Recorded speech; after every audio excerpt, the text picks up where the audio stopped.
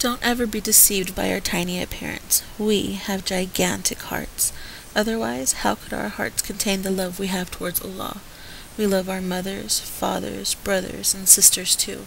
Let's not forget to mention the flowers and insects and birds and trees. We love all of them too.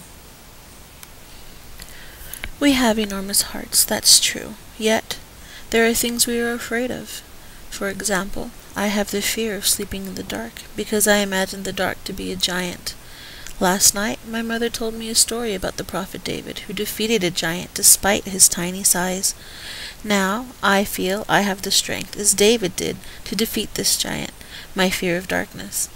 Once you hear the story about the prophet David, you will be able to defeat your fears too. Goliath was an evil-hearted man, and he tried to destroy the believers. His confidence came from his gigantic body. One day, in a battlefield, he challenged people and said, "Let one who trusts himself have a duel with me." There was no reply. Suddenly, David, who believed in Allah with all his heart, stepped forward.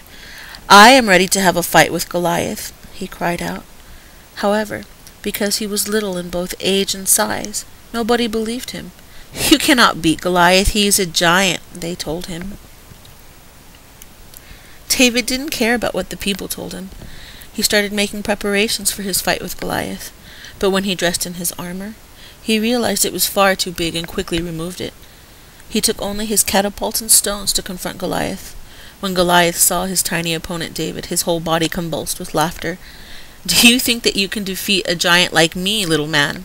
he asked wickedly. "You may trust your weapons and your giant body, but I place my trust in Allah," said David in response.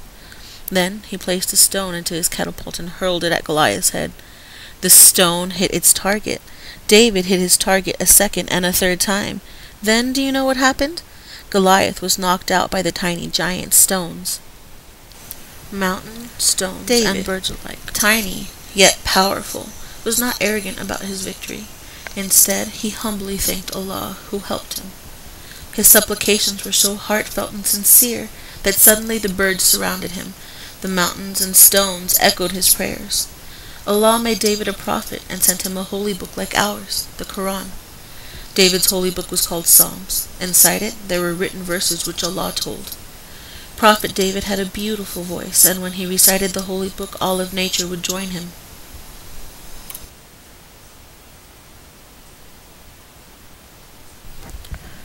Mountains, stones, and birds alike. Do you know that even if we don't hear them, nature continues to sing for Allah?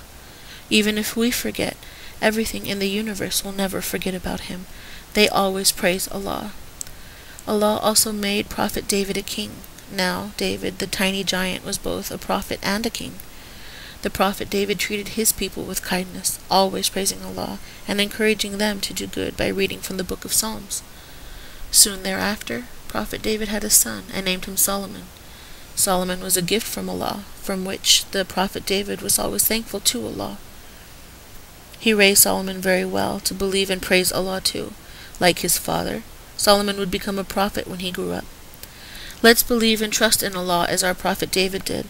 Let our fears vanish, my friends, tiny in body, but giant in spirit. From now on, let us not fear the giant darkness. Let us always depend on Allah.